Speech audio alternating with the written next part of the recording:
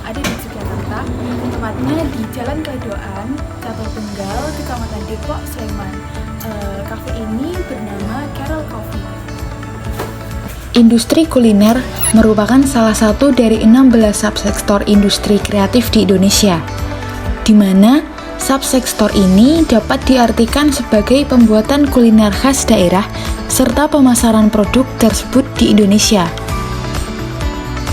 Masuknya industri kuliner ke dalam industri kreatif juga dapat diartikan adanya nilai tambah produk yang diberikan lewat kreativitas yang dimiliki oleh pelaku industri kuliner, seperti kreasi cara pengolahan, resep, dan cara penyajian.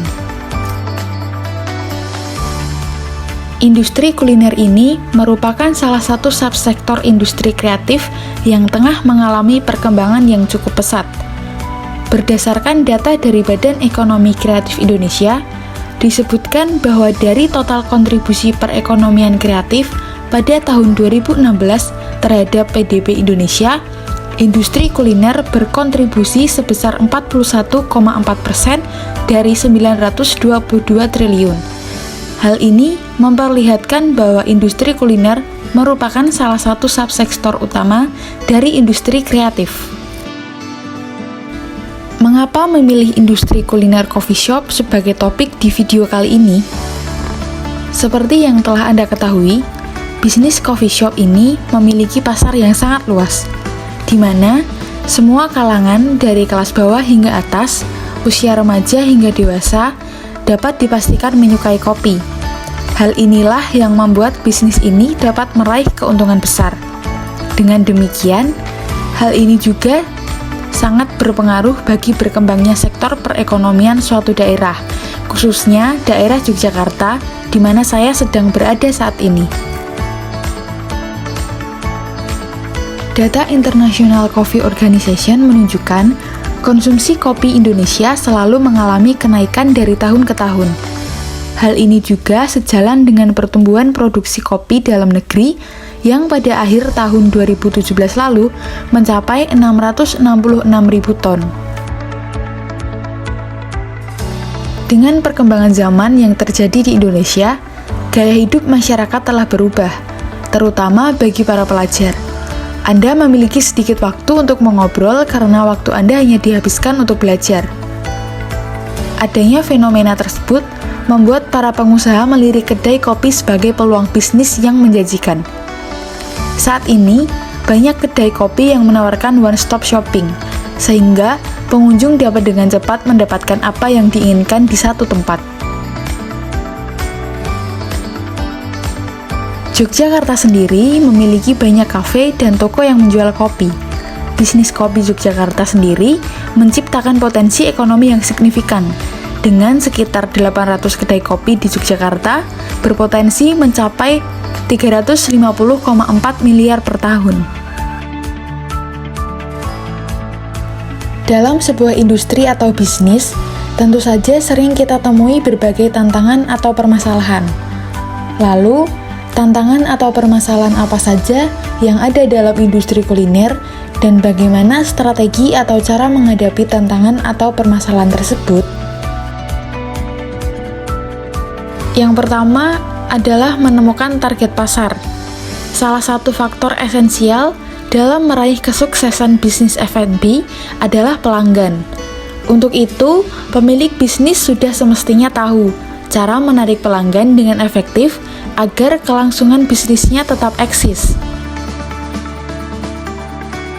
Hal penting yang perlu mereka lakukan untuk bisa menarik pelanggan tersebut adalah dengan menemukan target pasar yang tepat. Memperoleh target market yang sesuai merupakan salah satu tantangan bisnis kuliner yang sering menimpa setiap pengusaha F&B. Di zaman yang sudah canggih seperti sekarang ini, pemilik bisnis sudah bisa melihat, meninjau, dan menemukan data target market yang tepat dengan mudah melalui smartphone. Yang kedua adalah keuangan bisnis kurang memadai. Selain mempersiapkan modal, pelaku usaha F&B juga perlu menyiapkan uang cadangan bisnis untuk mengatasi kemungkinan-kemungkinan tak terduga di masa mendatang. Salah satu contoh kemungkinan tersebut adalah terjadinya kerugian penjualan. Agar bisnis kuliner tersebut tetap berjalan dengan lancar, alokasi dana cadangan tersebut untuk mengcover pengeluaran bisnis untuk sementara waktu. Sampai kapan? Sampai bisnis kuliner kamu berhasil melampaui target penjualan dan keuntungan tertentu. Selain modal, kamu juga perlu mempersiapkan dana cadangan untuk menutup kemungkinan kerugian yang bisa terjadi di awal pembukaan bisnis F&B. Setidaknya, siapkan dana cadangan usaha untuk 12 bulan pertama setelah membuka bisnis kuliner tersebut. Yang ketiga adalah pengelolaan karyawan. Pelanggan adalah raja. Begitulah kira-kira kalimat yang sering kita temui. Mereka perlu dilayani dengan sebaik-baiknya demi membangun kesan dan citra usaha yang positif bagi para customer. Setiap karyawan memiliki tanggung jawab yang setara dalam mendukung jalannya operasional bisnis dengan baik sesuai aturan dan harapan pemilik usaha. Padahal, kompetensi dan karakter karyawan tersebut belum tentu sama. Untuk menjawab tantangan bisnis kuliner tersebut, pengusaha F&B perlu menjalankan upaya pengelolaan karyawan yang efektif demi membangun kesuksesan bisnis kuliner itu sendiri. Salah satu bentuk pengelolaan karyawan yang baik adalah dengan memberikan pelatihan atau fasilitas yang dapat mendukung kinerja staf agar bisa memenuhi target dan harapan pemilik usaha.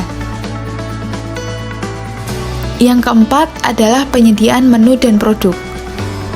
Untuk membangun dan mempertahankan brand bisnis kuliner, setiap pengusaha F&B perlu memiliki opsi menu dan produk kuliner yang unik, tidak monoton, dan lain daripada yang lain.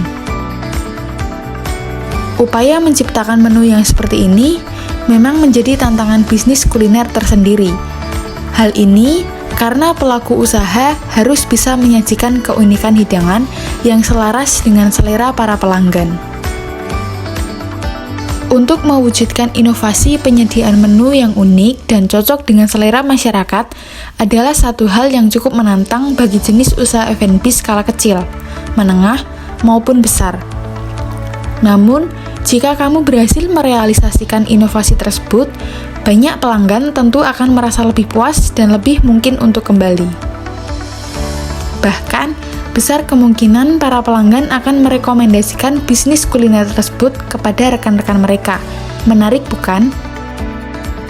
Untuk itu, tinjau dan evaluasi kembali penyediaan menu dan produk bisnis kuliner kamu agar sesuai dengan ekspektasi customer. Kamu juga bisa melakukan beberapa inovasi penambahan atau pengubahan resep masakan sesuai hasil evaluasi tersebut. Yang kelima adalah pelayanan terhadap pelanggan bisnis. Setiap bisnis kuliner tentu memiliki strategi pelayanan masing-masing, sesuai dengan persona dan habit para pelanggannya. Oleh sebab itu, penentuan strategi pelayanan yang tepat untuk setiap pelanggan kerap menjadi tantangan bisnis kuliner tersendiri bagi setiap pemilik usaha F&B. Selain itu, pelaku bisnis juga perlu meningkatkan dan mempertahankan tingkat kepuasan pelanggan agar mereka mau kembali menikmati produk bisnis tersebut.